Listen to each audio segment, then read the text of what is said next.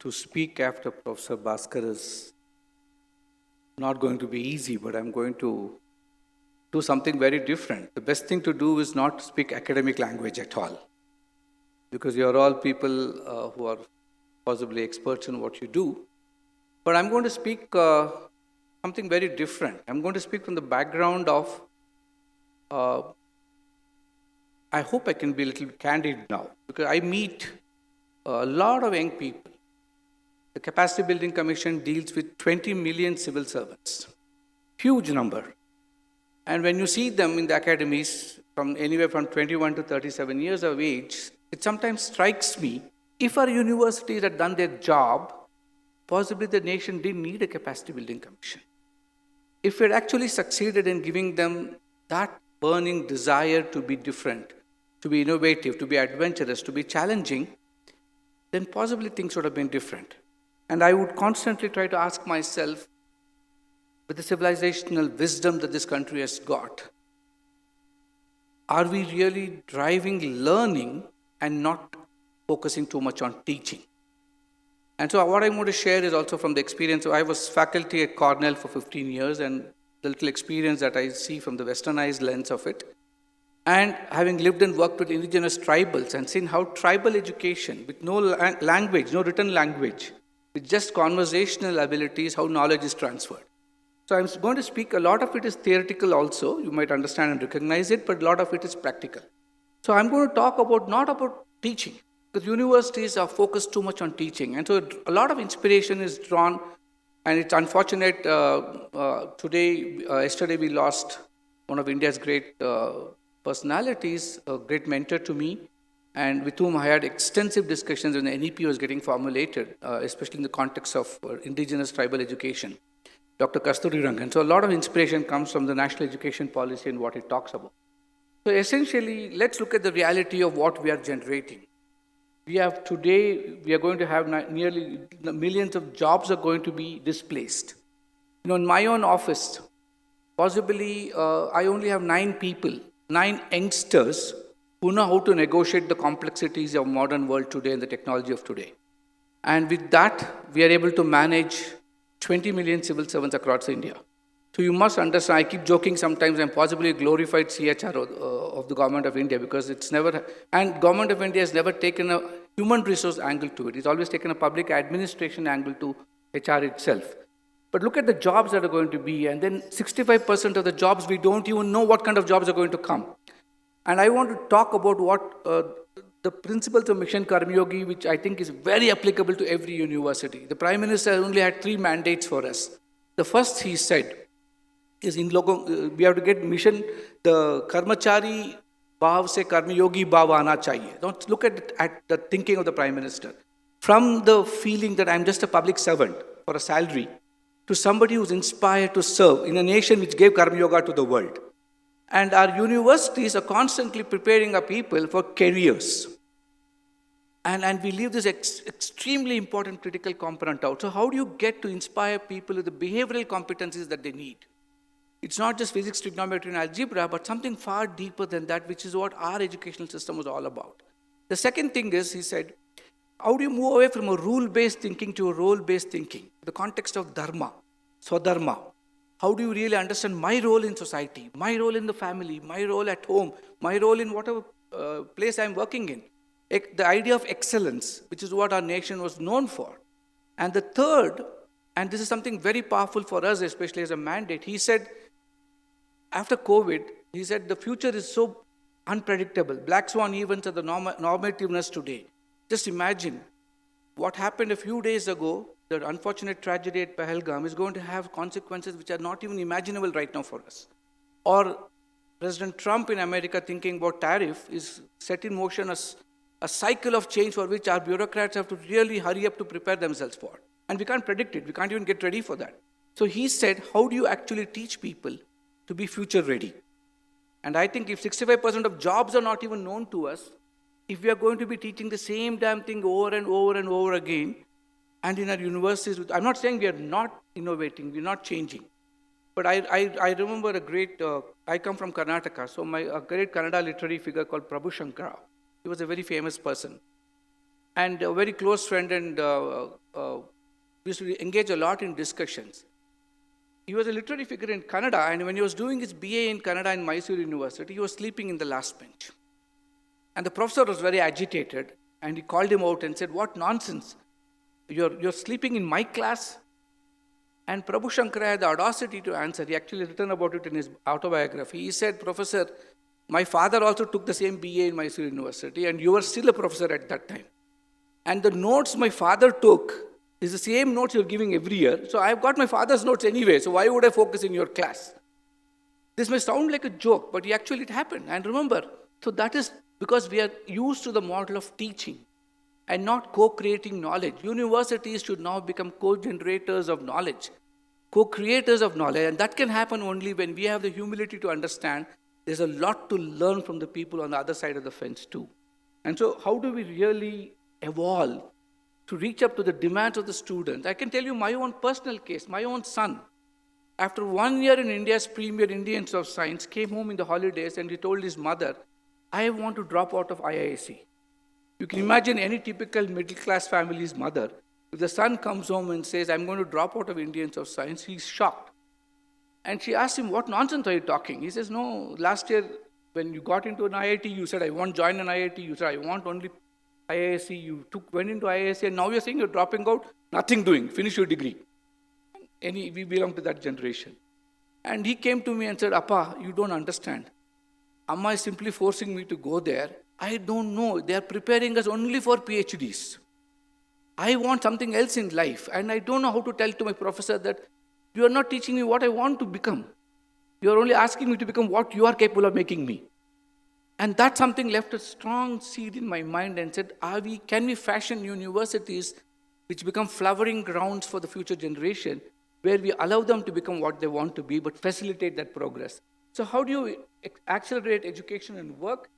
How do you go beyond brick and mortar institutions? There's a report that when today the universities in the United States are going through a different kind of crises, but when I was at Cornell, there was a report which the dean circulated to us and said, in the next 10 years, most institutions are going to become, if they don't rediscover themselves, they're going to become defunct in the current format. And he was challenging all of us to say, what are the kind of courses you plan to teach? And this is a standard thing. Learning science tells us this every time. And every time you train somebody, we say, okay, the reality of this collaborative learning is going to be the norm of the future. Universities which masters this are going to be the ones that are going to lead in education. Can you move the next slide, please? Yeah. Not moving.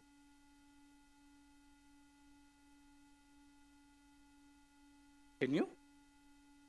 So I want to talk about things the way we discovered, even in our training academies. There are many universities by themselves, and some of our academies have actually made into universities. Now, what we discovered is we have not even understood. For example, I'll give us classical examples. We send them for training there. We sit in the classrooms of some professors, and then we recognize the fundamental theory of that we think is really, really challenging for us to communicate in our academies especially, and in our universities also, some of our central universities including, is the fact that we are not ready to really appreciate what is in the room in front of us. If we are a hierarchical learning individual to distributed model of what you have been trained in, to understand that the whole opportunity of having 40, 50 people in your room is 40, 50 co-generators of knowledge. And if you can understand how they come from, the background of visual, all this is very simple theory. Everybody is taught in B.Ed, but are we employing it in real life? In the room, are we doing it? Do you really know who is visual, who is auditory? Even after the end of a semester, sometimes we don't figure it out. And what we realize is adults learn differently than children. 70% is experiential learning. 20% is what we call social or relational learning, and only 10% is informational. And that can be got from the internet, from your teaching material, from your reading material that you give them. You have to create an experience in the room of what they're going to apply in real life. And that's what we tried out, and we have found some fascinating results, and now we are trying to put them into the institutional development plan of all what UGC is rolling out. Fortunately, I could chair their committee to look at academic leadership. Then we realized The real problem for universities are academic leadership, which understands all this. So we have designed how they can actually bring out the IDP. IDP is not just a word in the NEP. It's a very serious document which can facilitate the strategic visioning and the flow of your university's future itself. So how do you understand this? And then, do you really keep in mind that he's got information access? He's possibly got more than you, the learner, he or she. The learning styles matter. And all of us have got all the 4 learning styles, and some of us are dominant in certain learning styles. Can you tap into that? Their motivations are different.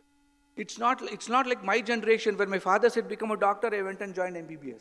I never even knew that there's any other profession that I could have chosen. Left to me, I would have become an anthropologist. But I didn't have an option. But today it's different. These youngsters know exactly what they want, what they seek in life. They may not have a facilitatory ecosystem to live it, but they actually know what they want. They're extremely motivated for what they want. So do we understand that?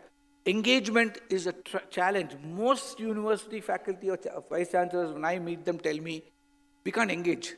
They don't come. Scholarship लेने के लिए आते हैं, scholarship मिलने के बाद चले जाते हैं. That's the standard slogan I hear in North Indian universities. They come, Government of India sends the scholarships now by DBT, and so you don't even give it to us. No, we have no control. We can't engage them in the classroom. So is that the problem of the student, or is the problem of the learning ecosystem? I leave you with this question, and we need to challenge ourselves on that. How do you engage? We have a world's largest learning management system now in Government of India called Karmyogi Bharat. We got a lot, and I heard Professor Bhaskar talk about online courses. I will tell you, some of our prestigious universities provide us courses. They are nothing but video recording of the person talking in front of his students. How can you call that a course? And we are trying to tell them, no government officer gets the time like a student to sit in a classroom. He has to attend his office. So you have to solve our problem. We say we can't even get them for more than 15 minutes to pay attention to what you're teaching. If your teaching nuggets are more than 14 seconds long, we lose our government officers. Because they have 100 things in the back of their head, and your students in the classroom are no different. They are lesser. If anything you teach is longer than a TikTok video, you have lost the attention of your student. Now it's our challenge for us. How do we package that in a TikTok video and give it to them? Instead of blaming them for watching TikTok videos, how do you reframe the argument and engage with them? And they have a real challenge with authority. Don't forget that. They may simply sit quiet in your class for some time, but deep down, we have tried to do some understanding of young learners, especially adults, in the context of academies, but the challenge with authority is real. It is not just a psychological concept. And their careers are a very different thing they have, the mindset that they have. And so we looked at the learner is one thing, who is the facilitator? We don't even call them a trainer or a teacher. I think calling them teachers itself is a fundamental, a systemic problem in all across the world. Because the moment we see ourselves as a teacher, we think we are here to give. The hierarchy is I provide. I think providing is a gone concept. Provisioning is the right concept. So faculty, how do you provision and create learning ecosystems? So can we be a guru in the true sense of what a guru's Shishya Parampara was? It's so beautifully explained by Adi Shankara and Viveka Chudamani. Who is the guru? And how do you really look at him? You gently facilitate change without the changing agent understanding the change itself. And that's a very, very powerful skill that we can have. How do you really personalize learning experiences for everybody in your class? How do you get them to connect to the real world? And that is a real challenge for a learning facilitator. If you are constantly challenging yourself, because if you look at our standard courses that you have in B.Ed, M.Ed, and other PhDs that we do in education, it's about designing every class as a unique experience. But what we actually do is that we think we are an expert in the subject. So the problem I think of and please pardon me for being honest, I think in this room we have to look at the real problems. Universities are seen as centers of competence. And therefore, professors and faculty are also seen as experts in centers of competence. I think the day we appreciate that we become better and better at operating from zones of incompetence is when we can actually be truly co-creators of learning. The more competent we feel, the less we'll be actually willing to learn. The more incompetent we feel, incompetence can be a virtue if it's driven from the space of humility and the desire to learn. And then lifelong learning is a reality for us. I think if you can get into that space, how do you really look at it and how do you mentor the whole person and not teach a subject to a student? So it doesn't matter what you teach, psychology to physics, a mentor can be common and stimulate learning for life. So I really think relooking at a content, the time has come now from very simple filters. Is what we are teaching in our universities or facilitating in universities, is the question, first question, is it even relevant to the people in front of me? If you ask this difficult question, are we downloading what we know or are we providing what is relevant? Can the people in the space in front of me relate to what I'm talking? Is the subject material relatable even? So I can understand technical subjects. I can understand all those are there. The realities of quantitative subjects are there. But that can be packaged in a way which can be relevant. It can be relatable. And more importantly, what I teach today, will it be applicable tomorrow? Now, I used to do some teaching at the Kennedy School at Harvard, and we would constantly challenge ourselves. You finish the course that we're teaching. I teach leadership. And you take my course on leadership. The day you finish, can you actually lead the next day? If you can't, then I have failed you. We have failed as students. So applicability of a material, it's not after completing the degree and then getting into real life. We recognize something very strange. They spend 2 years in our academy at Missouri, and they go back as SDM sometimes, and we discover that 70% of how to perform as a SDM, they learn after joining service. Then what are we doing for 2 years in our academy? If we can't prepare them for the role they're going to play in an applied way, because we don't understand that application is what is knowledge. How do you package knowledge which can be relevant, relatable? So think through the content. Not the same content that you've been delivering every time, but is the content, the dynamism of content constantly. And finally, before finality, the methodology in which you transact the content is also changed. We are trained in transacting in a particular way and we keep repeating it and get all of confidence. I'm a very good faculty. But the methodologies have changed. I remember my own personal experience. 21 the whole corner went COVID, during COVID, like most universities, they also went online. 21, 22, I was happy. I was teaching from India. I had already reported to the commission, so I was also happy I didn't have to apply leave. But then I was a disaster because I was trained to be standing in front of my students, and all of us are trained that way. And then I got a mail from the registrar saying that if you don't do these 4 specialized training programs, next year we'll have to reconsider continuation of your teaching. And previous year I got the President's Award for the best faculty. And in the second year later, I said, if you can't go through these 4 things, you'll be reconsidered. And then I realized online teaching was a completely different ballgame. Engaging online, all of you experience this, but we learn it while doing it. But if you can just teach a younger faculty in 3 days, you get them ready-made. But the next year we went to hybrid mode. So I had to go back to campus. I forgot their students online. So you again get back to the classroom, and then immediately you got a mail saying that you're not engaging students who are also in the virtual space. So how do you balance both? How do you manage both? How do you engage with them? All of us go through these challenges, but that's a reality today. Like I said, 70, 20, 10, how do you design simulated learning in every class where the content is experienced? You use the power of the group there for relational social learning, because collaboration is a way forward for everything in the world today. It's completely altered. A lot of my colleagues are surgeons around the world in several places, and they tell me when we were medical students, being a surgeon was the hero of the operating theatre. You walk out with a cap and mask and you're looked at as a hero. Today, surgeon is just one amongst the team. Every single member, from the operating room nurse to the operating room manager, to design everything matters for the surgery to succeed. And it is a painful realization for surgeons. But collaboration is the norm. And we have very clearly said in Mission Karmayogi, for our officers, we are only looking for 4 virtues, just 4 gunas. First is the ability to understand and learn about yourself. If you have not learned that in a university, your university has failed you. Swadhyay. What are the entire message of the Bhagavad Gita that you can give? That's the most powerful knowledge you can help students learn. Learning about themselves will also enable them to learn how to learn. The second we say is sahakaryata. Collaborate. Because you cannot survive, you cannot do things alone today. Those days are gone. You will have to do it with each other. And when Professor Bhaskar was in the previous session talking about how do you work with each other, I was thinking that if only our VCs understood Sahakaryata, they would find ways out. You don't even need structures. They'll somehow find. Many of them have already found.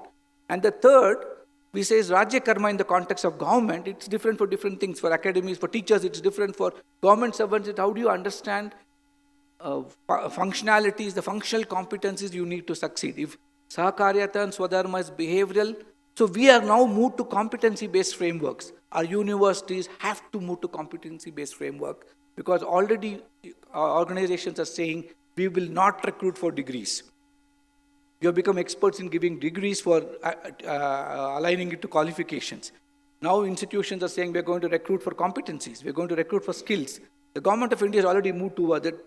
22 states are moving towards it. They're not issued formal orders, but the process is all about skills now and competencies.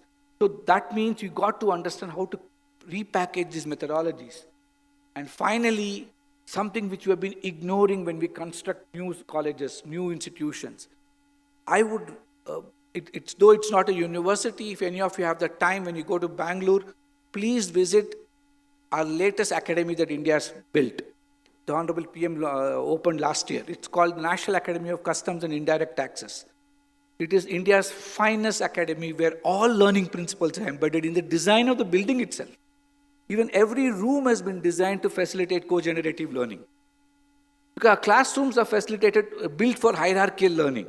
I stand here, I stand at the blackboard, I'm the boss, and all of you out there, even at college level, we sit like kindergarten children, they have to face me and sit. Now, if you have created an ambience where subjugation is a subconscious message you're signaling, you cannot expect co-generative learning. How do you, even here, I feel embarrassed to stand behind the podium and talk. I would have loved to just walk around you and share because you are far more experts in all this than I am. So I am losing out what learning you already have in this room, and that is not what we can afford to have because we need to co-create learning. And so ambience matters. And how do we recreate this ambience is so important. And in our academies, we're trying to do very simple things like this. Very simple. And again, it does not take much money. It only takes a little creative thinking. You can simply create your layout and the way you sit like this.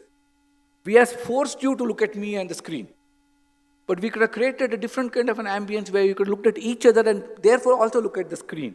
If you look at one, the furniture layouts, today you can't escape digital access. You know, I just looking at it, Dr. Ajay Sood sent me a message. Are you in Ooty? I'm unable to come because I wanted to come, but I'm unable to come, but I can't do online session. I'm recording and sending my session. I then said, if you're listening to a recorded session, if you're looking to Ajay Said here, and if you're looking to Ajay Said virtually, the learning outcomes are going to be very different. And that's a reality for us. So it's a trade-off. You have to only ask yourself, what is accepted trade-off that you can live with? So how do you get seamless? And I asked him, why didn't you do virtual? He said, I was told that digital access may not be strong enough for me to be there for the 1.5 hours, so I had to do recording and send. So, and we'll talk about it. Simple dialogue corners. We have brought up our children in a school atmosphere.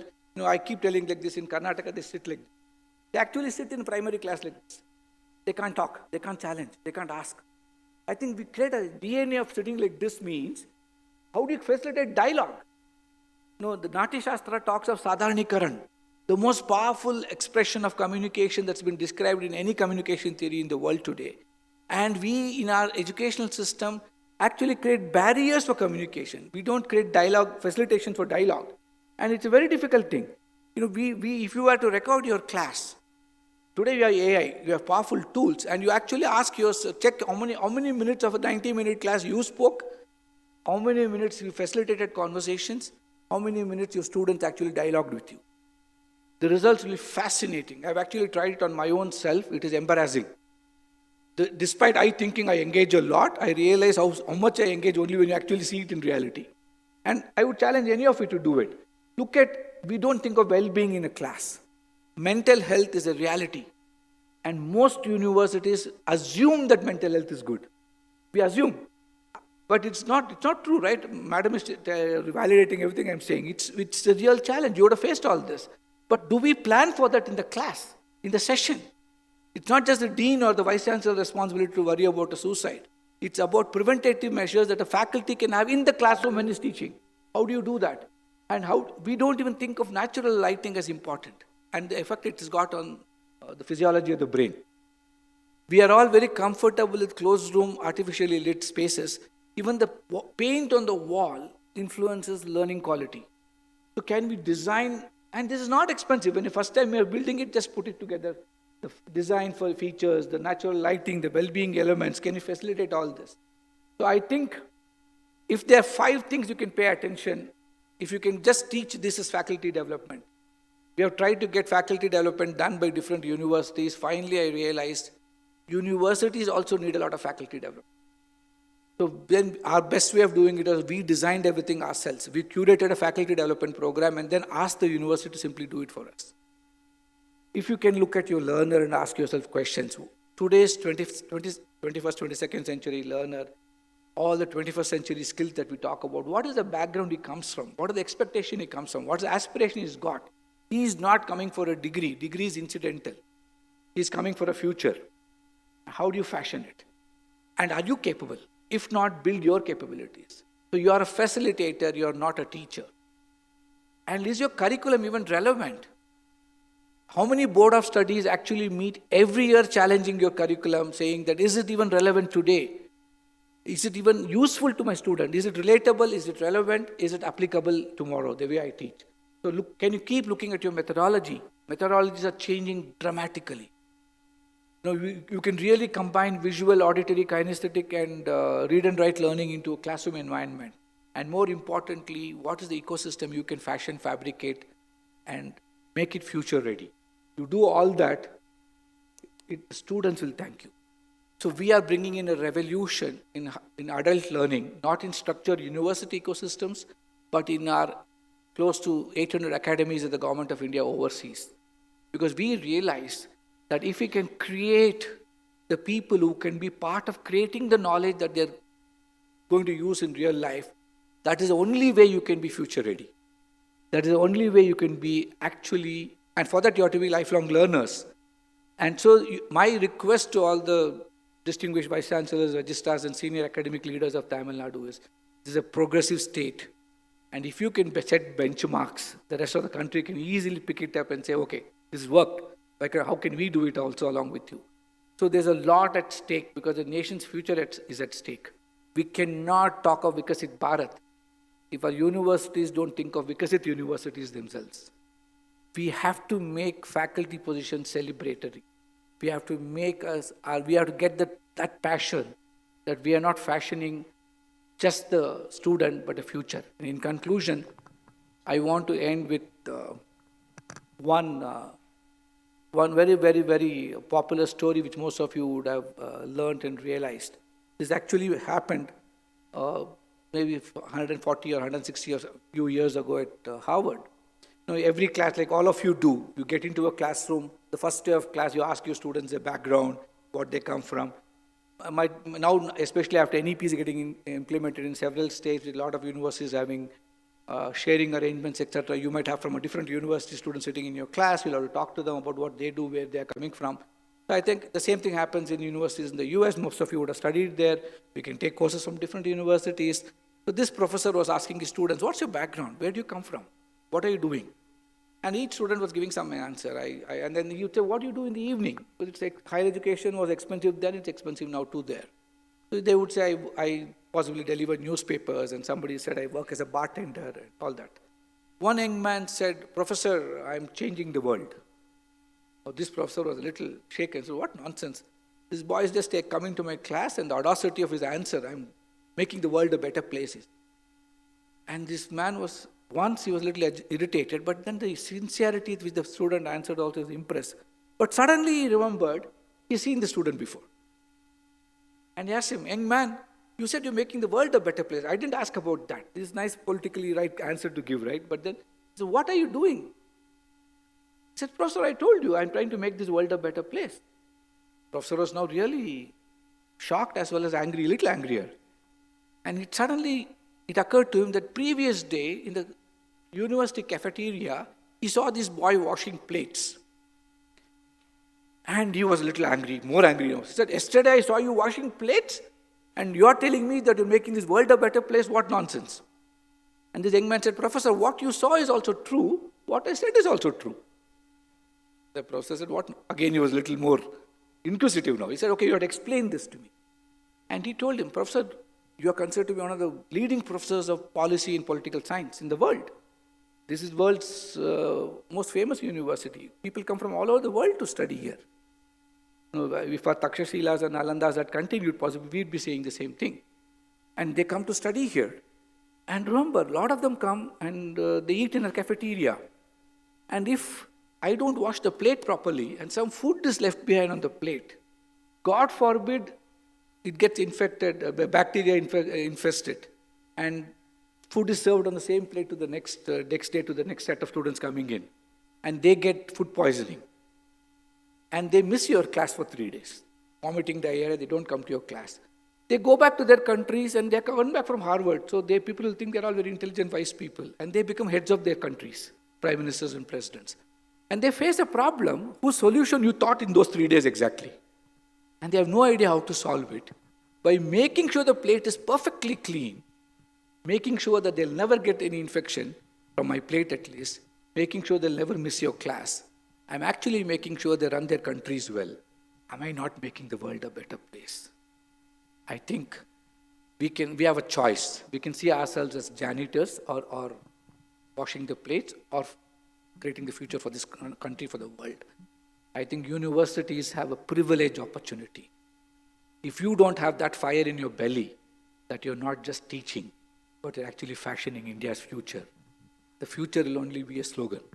I think Vikasit Bharat can happen only when the 500 plus universities and much more that's coming, the new ones coming and 1,000 plus universities that we already have, realize that they are not degree granting institutions. They are future fashioning agents of change. Thank you.